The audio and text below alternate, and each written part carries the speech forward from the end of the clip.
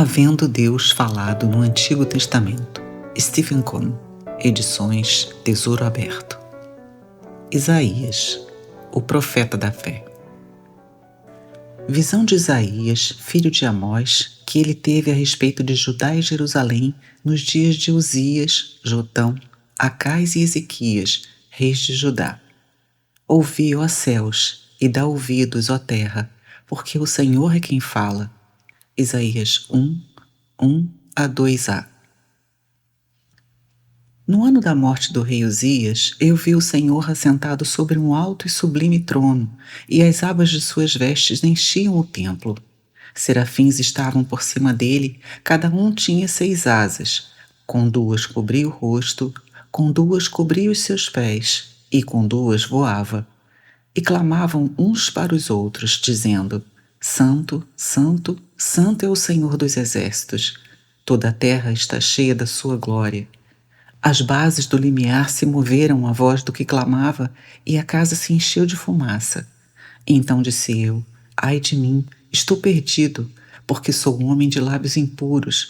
Habito no meio de um povo de impuros lábios, e os meus olhos viram o Rei, o Senhor dos exércitos. Então um dos serafins voou para mim, trazendo na mão uma brasa viva, que tirara do altar com uma tenaz. Com a brasa tocou a minha boca e disse: Eis que ela tocou os teus lábios, a tua iniquidade foi tirada, e perdoado o teu pecado. Depois disso, ouvi a voz do Senhor que dizia: A quem enviarei? E quem há de ir por nós? Disse eu: Eis-me aqui, envia-me a mim. Então disse ele: Vai. Isaías 6:1-9a. Consolai, consolai o meu povo, diz o vosso Deus. Falai ao coração de Jerusalém. Bradai-lhe que já é fim do tempo da sua milícia, que a sua iniquidade está perdoada e que já recebeu em dobro das mãos do Senhor por todos os seus pecados. Voz do que clama no deserto: Preparai o caminho do Senhor, endireitai no ermo vereda nosso Deus. Todo vale será aterrado, e nivelados todos os montes e outeiros. O que é tortuoso será retificado, e os lugares escabrosos aplanados. A glória do Senhor se manifestará, e toda a carne a verá, pois a boca do Senhor o disse. Uma voz diz: Clama, e alguém pergunta: Que hei de clamar? Toda a carne é erva, e toda a sua glória como a flor da erva. Seca-se a erva, e caem as flores, soprando nelas o hálito do Senhor. Na verdade, o povo é erva. Seca-se a erva e cai a sua flor, mas a palavra de nosso Deus permanece eternamente. Tu, ó Sião, que anuncias boas novas, sobe a um monte alto. Tu, que anuncias boas novas a Jerusalém, ergue a tua voz fortemente, levanta-a, não temas, e dize às cidades de Judá: Eis aí está o vosso Deus. Eis que o Senhor Deus virá com poder, e o seu braço dominará. Eis que o seu galardão está com ele, e diante dele a sua recompensa. Como pastor apacentará o seu rebanho, entre os seus braços recolherá os cordeirinhos e os levará no seio. As que amamentam, ele guiará mansamente. Isaías 40:1-11. Oremos. Querido Pai Celestial, nossos corações se prostram diante de Ti, pois Tu és nosso Deus e nosso Redentor. Nós Te adoramos por Tua preciosa palavra. Rogamos que Teu Espírito Santo possa vivificar Tua palavra em nossos corações, de modo que vejamos a Ti e a grandeza de Tua salvação. Pedimos isso em nome do Senhor Jesus. Amém. Já abordamos anteriormente o Pentateuco, os 5 livros de Moisés, e os livros históricos, poéticos e de sabedoria do Antigo Testamento. Passemos agora a compartilhar sobre os escritos proféticos desta parte da Bíblia. Iniciaremos com uma breve introdução a estes escritos e ao significado dos profetas. Em certo sentido, todo o Antigo Testamento é profético. O bispo Westcott afirmou o seguinte: todo o Antigo Testamento é uma única profecia. Declarações proféticas estão interligadas com fatos históricos e a história nos induz a olhar mais adiante. Os profetas são pregadores que trazem a mensagem de Deus para seus filhos, declarando seu pensamento a respeito deles. Além disso, os profetas predizem o que virá, pois o tempo em que vivem é apenas um momento no progresso do plano divino. Os profetas têm tanto percepção como previsão, e sua capacidade de previsão decorre de sua percepção. Eles são levantados por Deus em tempos de crise e são grandes defensores da integridade em sua época. Os profetas desempenham muitas funções, podendo ser pregadores, mestres, governantes, reformadores e arautos. Eles constituem a consciência moral de sua época, sendo santos homens de Deus que falam à medida que são movidos pelo Espírito Santo. Ver 1 Pedro 1, 21. Os profetas têm muita consciência de que são inspirados por Deus. Portanto, eles frequentemente afirmam: assim diz o Senhor. Ao mesmo tempo, eles também têm consciência de que não compreendem plenamente o que proclamam. Houve profetas mesmo antes do tempo de Samuel. Os patriarcas e Moisés foram profetas. Normalmente, os profetas transmitem suas mensagens oralmente e depois as registram por escrito. Na Bíblia hebraica, os profetas estão divididos em dois grupos. Os primeiros profetas incluem os escritos históricos de Josué, Juízes, 1º e 2º Samuel, 1º e 2º Reis. Os últimos profetas são Isaías, Jeremias, Ezequiel e os 12 profetas menores. Daniel não é classificado entre os profetas na Bíblia hebraica. Como seus escritos são parte históricos e parte proféticos, ele é colocado entre os últimos escritos, junto com Esdras, Neemias, 1º e 2º Crônicas. Isaías é considerado um dos maiores profetas. Seu nome significa Jeová salva, a salvação de Jeová ou Jeová é salvação. Não temos informações sobre seu passado. Sabemos que seu pai se chamava Amós e que ele deve ter vindo de uma família da nobreza. Ele tinha acesso imediato aos reis e muita familiaridade com os sacerdotes. Diz a tradição que Isaías era primo do rei Uzias, mas não sabemos se isso é verdadeiro. Ele viveu em Jerusalém e tinha ao menos 2 filhos. Suas profecias foram dirigidas a Judá e Jerusalém, embora saibamos que as nações vizinhas também estão incluídas. Isaías é considerado o profeta evangélico. Alguns creem que ele é como o apóstolo Paulo no Antigo Testamento, pois o tema de seus escritos é a salvação, ou mesmo a salvação pela fé. Oséias e Miqueias foram seus contemporâneos. Os escritos de Isaías são tidos como o ponto mais alto da arte literária hebraica. Ele é muito citado no Novo Testamento, sendo seu nome mencionado 21 vezes. McCulloch afirmou que Isaías é citado ou aludido mais de 250 vezes no Novo Testamento. Isso nos dá uma ideia do valor do livro de Isaías. Para entendermos o profeta, precisamos ter alguma familiaridade com a época em que ele viveu. Isaías provavelmente profetizou cerca de 800 anos antes de Cristo. Sua atividade ocorreu nos reinados de Uzias, Jotão, Acais e Ezequias. O conteúdo de suas profecias pode ser dividido em 3 períodos. O primeiro período foi muito longo e corresponde aos reinados de Uzias e Jotão. Nessa época, o reino de Judá viveu em prosperidade. Eles foram bons reis, e pelo fato de colocarem seus corações no Senhor, a nação foi muito abençoada. Contudo, a prosperidade degenerou-se em luxúria e a pura adoração a Deus gradualmente tornou-se em idolatria. Isaías foi levantado como a voz de Deus durante esse período, chamando o povo ao arrependimento. Como eles não se arrependeram, o profeta pronunciou da parte de Deus o juízo, a condenação e o exílio sobre a nação. O segundo período da profecia de Isaías ocorreu durante o reinado de Acais, que foi um rei perverso. 3 coisas aconteceram durante esse reinado. Primeiramente, a idolatria ocorreu abertamente. Em segundo lugar, houve a invasão de Peca, rei de Israel, e Rezim, rei da Síria. Em terceiro lugar, Acais pediu auxílio ao rei da Assíria e isso colocou a nação escolhida de Deus em contato com o poder mundial. Naquele momento, Isaías analisou a situação com visão telescópica.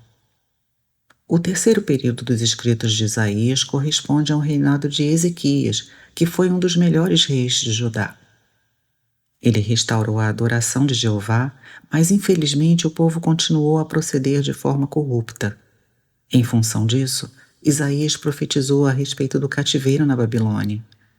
Ao mesmo tempo, ele profetizou o retorno do cativeiro e até mesmo coisas muito além no futuro, como o retorno das 12 tribos a Israel e o estabelecimento do reino milenar. Assim terminam as profecias de Isaías. Isaías não foi apenas um profeta, mas também um sinal, conforme suas palavras. Eis-me aqui e os filhos que o Senhor me deu para sinais ou tipos e para maravilhas em Israel da parte do Senhor dos Exércitos que habita no Monte Sião.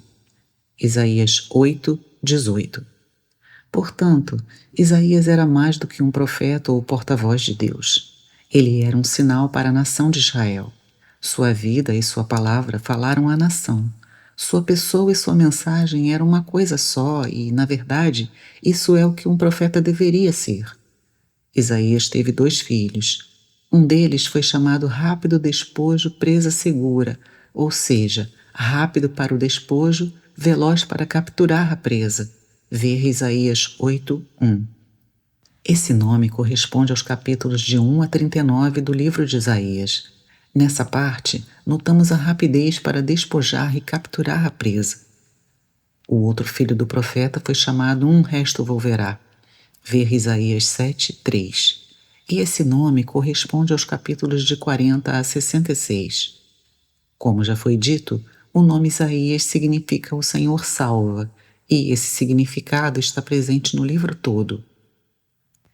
O livro de Isaías se divide em 3 partes.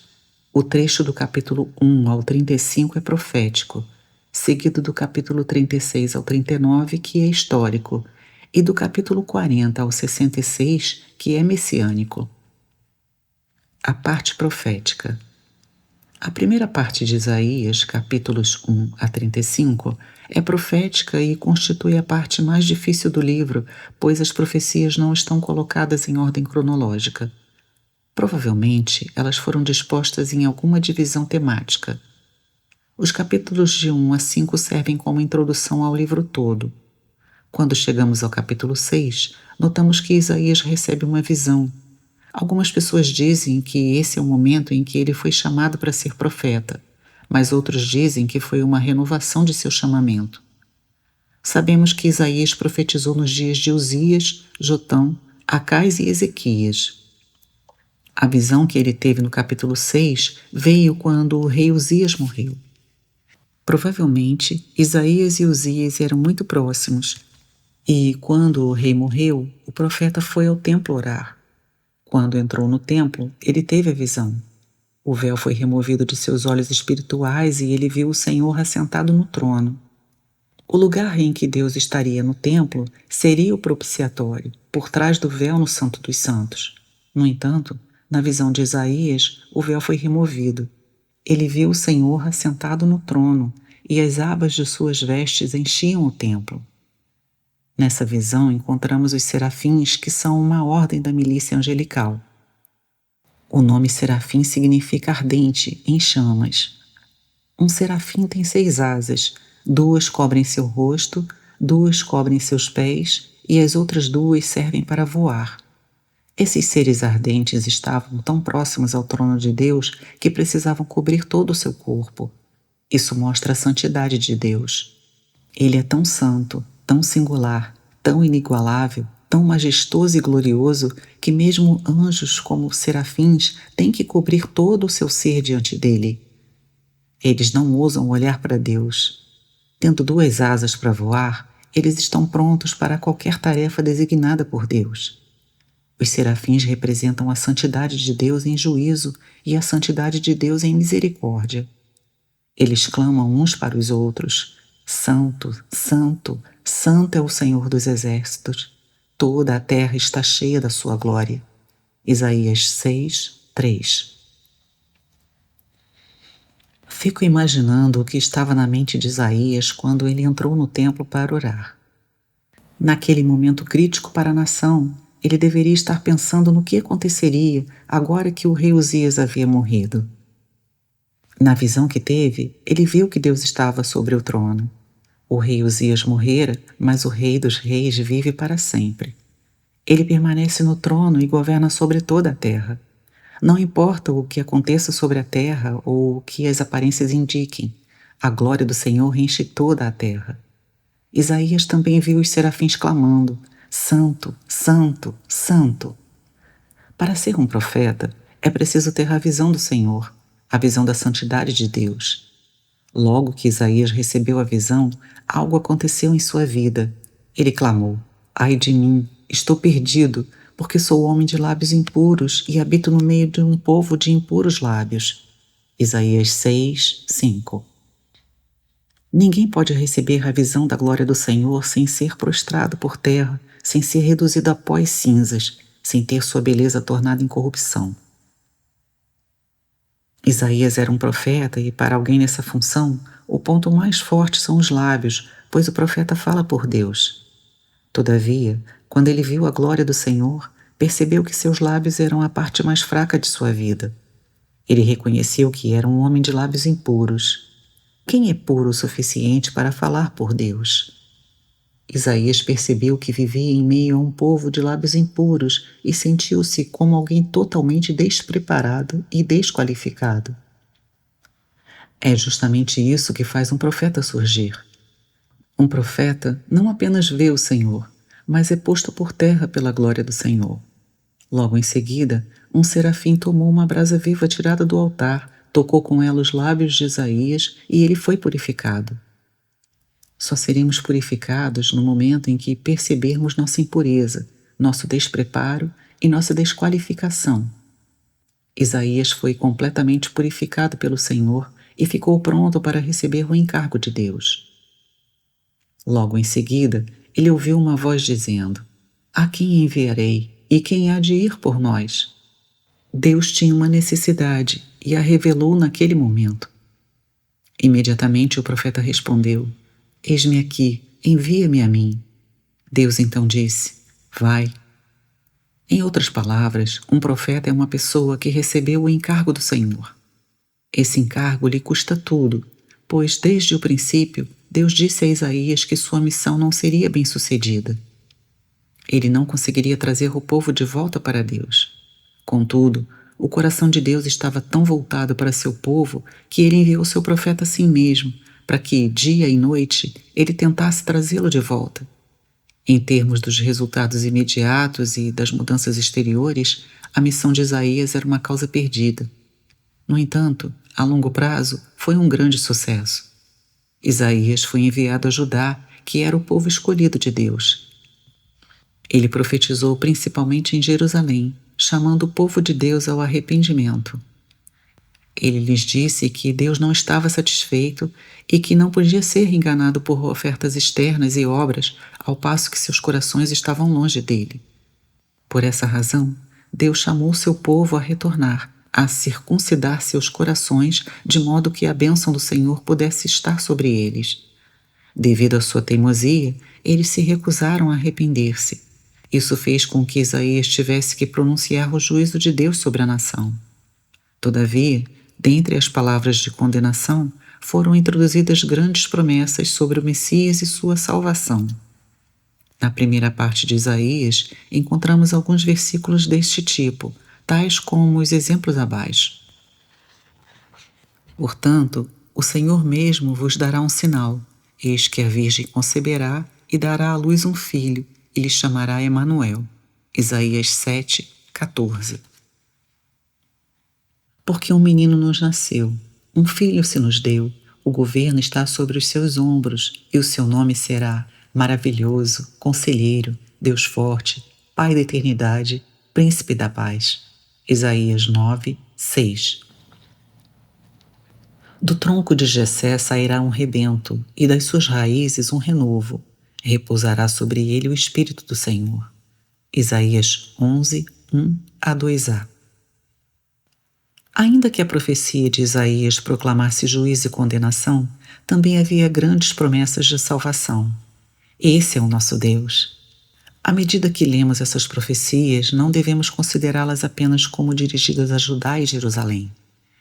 Elas se mostraram verdadeiras para a época em que foram proferidas, mas nós também precisamos ouvir a palavra de Deus, pois hoje somos seu povo escolhido.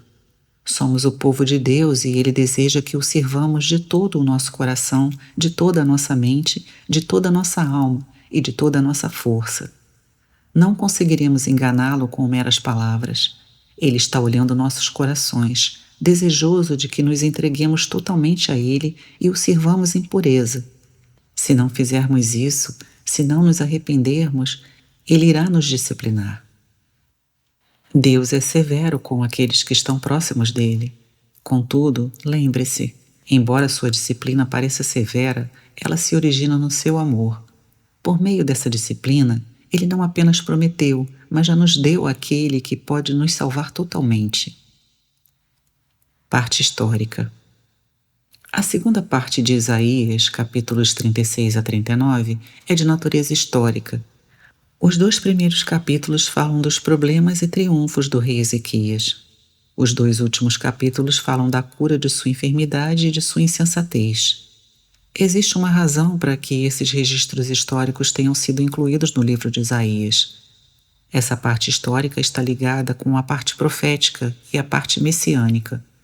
Na parte profética, Israel está quase sempre envolvido com a Síria, que também é encontrada nos 2 primeiros capítulos da parte histórica.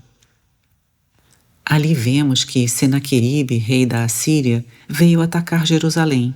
O rei Ezequias orou e Deus os livrou. Nos 2 últimos capítulos da parte histórica, encontramos o rei da Babilônia, que veio depois que Ezequias havia recuperado sua saúde. O rei foi insensato e mostrou aos emissários do rei todas as suas riquezas. Por causa disso, anos mais tarde toda a nação foi levada cativa para a Babilônia. Na realidade, a parte messiânica lida com o povo de Deus e a Babilônia. Desse modo, a parte histórica é a ligação das partes profética e messiânica de Isaías. Existe uma lição muito importante a aprender nessa parte histórica. Se nos humilharmos diante de Deus, Ele nos exaltará. Mas o orgulho precede a ruína. Parte messiânica. Essa é a parte mais importante do livro, cobrindo os capítulos de 40 a 66. Isaías era um profeta de Deus. Se você for até um lugar muito alto, tal como o cume de uma montanha, lá terá um panorama muito amplo. Seu horizonte será muito extenso. Como profeta de Deus, Isaías permaneceu em sua presença. Ele estava em terreno muito alto e, quando olhou, percebeu que seu horizonte era quase ilimitado. Essa é a característica de Isaías. Ele podia ver ao mesmo tempo o presente e o futuro. Ele podia ver aquilo que estava bem próximo dele e também as coisas muito distantes. Para um profeta, o tempo não é um fator primordial. A razão pela qual a profecia é tão difícil de entender é que o profeta não estabelece limites de tempo. Ele pode falar do presente num versículo e no seguinte pular para o futuro. Em outras vezes, ele pode estar falando do futuro distante e, repentinamente, volta para o presente. Além disso, existem ocasiões em que ele está falando do futuro imediato e então pula para o futuro distante.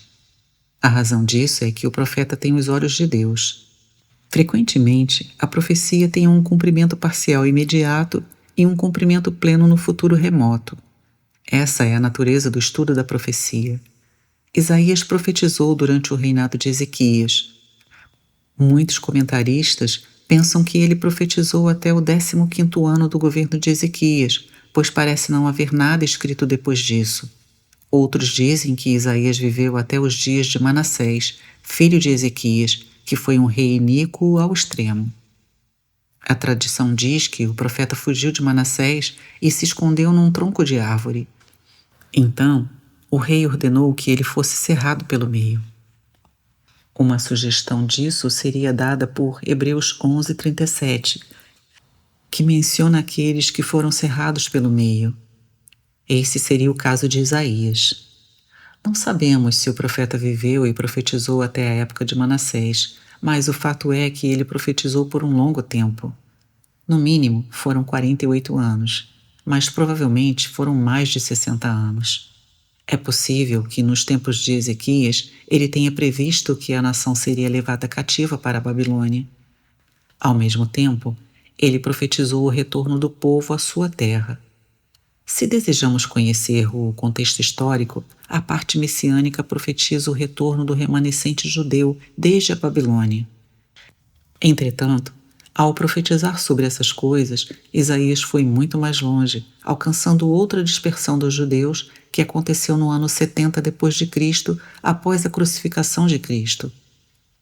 Ele também profetizou sobre a reunião das tribos de Israel na vinda do Senhor, que dará início ao milênio. Esse é o contexto da parte messiânica. Todavia, como Isaías é um profeta evangélico, sua profecia não se restringe ao povo judeu. Ela se estende ao mundo todo e especialmente aos remidos pelo Senhor. Por causa disso, essa parte do livro é muito importante para nós. A parte messiânica de Isaías apresenta 3 divisões, tendo cada uma delas 9 capítulos. Os capítulos de 40 a 48 tratam da redenção. Os capítulos de 49 a 57 tratam do Redentor e os capítulos de 58 a 66 tratam dos redimidos. Os primeiros 11 versículos do capítulo 40 constituem o prólogo, ou seja, uma introdução. Prólogo. Consolai, consolai o meu povo, diz o vosso Deus. Isaías 40, 1. A palavra aqui usada é mais do que apenas consolação. Seu significado real é fazer respirar novamente. O povo de Deus estava sob opressão e mal conseguia respirar quando Deus disse: respirem de novo. Esse é um tempo de reavivamento, de restauração, de retorno do cativeiro. Portanto, Deus falou ao coração do povo dizendo: já é fim do tempo do teu sofrimento, pois eles já haviam sofrido o suficiente. Tua iniquidade está perdoada, pois eles haviam recebido da mão do Senhor o dobro por todos os seus pecados. Deus olhou para seu povo e disse: vocês já sofreram bastante e agora eu perdoei sua iniquidade. Como isso é possível? Eu recebi o pleno pagamento por seus pecados daquele que enviarei a vocês como seu Redentor. Voz do que clama no deserto, preparai o caminho do Senhor, endireitai no ermo vereda nosso Deus. Isaías 40, 3. Hoje nós sabemos que esse versículo se cumpriu no ministério de João Batista. Ele foi enviado como precursor do Messias. João Batista foi uma voz que clamava no deserto, preparando o caminho para o Senhor. Em que consiste esse caminho? Ele consiste no arrependimento, que é o caminho da salvação. Todo vale será aterrado. Os pequenos, os humilhados, serão encorajados. Serão nivelados todos os montes e outeiros. Aqueles que se consideram justos, os presunçosos, serão humilhados. O que é tortuoso será retificado. Os de mente dúplice serão feitos simples. Os lugares escabrosos, aplanados. Os orgulhosos serão levados à submissão. Em outras palavras, haverá arrependimento. Precisamos nos arrepender de nós mesmos, de nossos caminhos e retornar a Deus. Então, a glória do Senhor se manifestará e toda a carne haverá, pois a boca do Senhor o disse. Isaías 40, 5. Sabemos muito bem que a salvação vem de Deus. É devido ao seu amor por nós que ele diz: basta. Ele nos providenciou um Redentor, de modo que nossos pecados possam ser perdoados e possamos ver a glória do Senhor. Diante disso, precisamos nos arrepender. Isaías 40, 6 a 8 nos diz que nossa salvação não se deve ao que somos nem aos nossos méritos. Na verdade, não merecemos coisa alguma. Somos como a erva e nossa beleza como a flor da erva. A erva seca e sua flor cai por causa do sopro do hálito do Senhor sobre ela. Em outras palavras, somos convencidos pelo Espírito Santo de que não passamos de pecadores, enquanto a palavra de Deus permanece para sempre. Na primeira epístola de Pedro está escrito que fomos regenerados, nascidos de novo, mediante a palavra de Deus, a qual vive e é permanente. 1 Pedro 1, 23. Logo em seguida, Isaías 40, 9 a 11, nos fala das boas novas. Elas devem ser espalhadas. Não devemos temer, mas contemplar o nosso Deus. O Rei chegou e veio para libertar. Ele é como um pastor que nos apacenta como seus cordeirinhos. Essa é a introdução à parte messiânica do livro. Redenção. A primeira porção, 40, 12 a 48, 22, diz respeito à redenção. Ela nos diz que nosso Redentor não é outro senão o nosso Criador. É nosso próprio Criador que nos redime. Nós fracassamos, mas Deus enviou o seu servo, seu próprio Filho, e por meio dele somos salvos. No livro de Isaías, Deus usa o rei Ciro como um tipo do Messias. Ciro foi usado por Deus para permitir que os filhos de Israel retornassem a Jerusalém e reconstruíssem o templo. Ele tipifica Cristo, nosso Messias, que nos libertou do mundo, de modo que possamos retornar a Ele e reconstruir sua casa. Esse é o significado da redenção. Precisamos entender que redenção não é apenas sair da Babilônia, mas inclui retornar a Jerusalém. Redenção não é apenas ser livre da escravidão, mas também é retornar a Deus e edificar sua casa. Esse é o propósito da redenção. O Redentor. A segunda porção da parte messiânica de Isaías ocorre do capítulo 49 ao 57, tendo como tema o Redentor. Logo no início, vemos o servo do Senhor, o próprio Senhor Jesus, que veio a este mundo, mas este não o recebeu. Ele trabalhou arduamente, mas foi rejeitado, dando a impressão que sua obra fracassara. Contudo, ele afirma: "O que me é devido está na mão do Senhor, e a minha recompensa está com o meu Deus." Isaías 49, 4b. No Evangelho de Mateus, vemos como o Senhor Jesus afadigou-se em Corazim, Betsaida e Cafarnaum, e mesmo assim o povo o rejeitou. Contudo, ele ergueu seus olhos e disse: "Graças te dou, Pai, porque assim foi do teu agrado." Nessa porção de Isaías, o trecho mais familiar é o capítulo 53, pois ali encontramos os sofrimentos e a vitória do Messias descritos com muita clareza. Em Atos 8, 27, quando o eunuco etíope estava lendo Isaías sem conseguir entender, Filipe lhe foi enviado. Ele apresentou Cristo Jesus ao eunuco usando justamente o capítulo 53 de Isaías.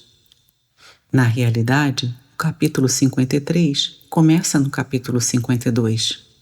Eis que o meu servo procederá com prudência, será exaltado e elevado e será muito sublime. Isaías 52, 13. A palavra eis é usada cerca de 70 vezes no livro. Quando ela é usada, Deus deseja que prestemos atenção. Eis que o meu servo, que é o Senhor Jesus, procederá com prudência. Em outras palavras, ele irá atuar de forma inteligente e com entendimento. No original hebraico, a palavra prudência significa que ele fará que tudo seja bem-sucedido. Ele cumprirá a sua missão dizendo: "Está consumado." Em seguida, será exaltado e elevado e será muito sublime. Alguns estudiosos creem que isso se refere à sua ressurreição dentre os mortos. Ele subirá às alturas e se assentará à destra de seu Pai. Em função daquilo que fez na terra, o Messias será exaltado e o seu nome estará acima de todo o nome. O versículo seguinte nos fala dos sofrimentos do Messias. Como pasmaram muitos à vista dele, pois o seu aspecto estava muito desfigurado, mais do que o de outro qualquer, e a sua aparência mais do que a dos outros filhos dos homens. Isaías 52, 14. O Senhor Jesus estava tão desfigurado que seria difícil reconhecê-lo como um homem. Tal descrição expressa os sofrimentos da cruz. Todavia, deste sofrimento vem a expiação. Assim, causará admiração às nações. Isaías 52, 15a. O mundo inteiro ficará pasmado ao ver algo que nunca vira antes e ouvir algo que nunca ouvira antes. É a salvação do Senhor. O capítulo 53 descreve os sofrimentos de Cristo, mostrando que ele verá o fruto do penoso trabalho de sua alma. Segue-se a esse capítulo um chamamento a que venhamos e compremos sem dinheiro. Isso nos fala da salvação que nada nos custa. Os redimidos. A terceira porção da parte messiânica de Isaías ocorre do capítulo 58 ao 66 e tem como tema os redimidos. Quem são esses redimidos? Esta seção começa com um clamor para declarar ao povo sua transgressão e à casa de Jacó os seus pecados. Nós nada somos além de pecadores e não merecemos qualquer favor. Contudo, a mão do Senhor não está encolhida, pois é Ele mesmo que nos provê salvação. Logo em seguida, surge uma divisão. Aqueles que seguem em rebelião e iniquidade serão punidos, mas os que se arrependem, os que têm um espírito contrito e quebrantado e que tremem diante da palavra do Senhor, serão livrados. Essas pessoas constituem um remanescente. Em sua visão profética, Isaías viu até o fim. Ele viu o reino milenar no qual Cristo retornará para julgar o mundo e dar início a seu reino. Ele chegou a ver o novo céu e a nova terra. Entretanto, nessa porção do livro, notamos que Deus estabelece guardas. Deus deseja que seu povo clame, até que ele ponha Jerusalém por objeto de louvor na terra. Isaías 62:6. Deus quer que seu povo clame diante dele, para que a obra de plena restauração em toda a terra seja apressada. Diante disso, percebemos que as profecias de Isaías são quase ilimitadas. Oremos. Querido Pai Celestial, nós te louvamos por seres não apenas o nosso Criador, mas também o nosso Redentor. Não somos melhores do que ninguém e a única coisa que merecemos é o juízo. Contudo, nós te damos graças porque em tua misericórdia nos escolheste. Senhor, pedimos que nos faças um povo de espírito contrito e quebrantado diante de ti, um povo que treme diante da tua palavra, um povo entregue a ti.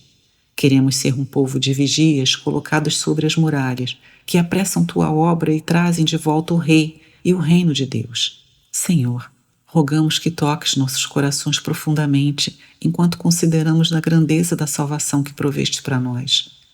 Quão grande Salvador e Redentor tu és! Nós te adoramos, no nome de Jesus. Amém.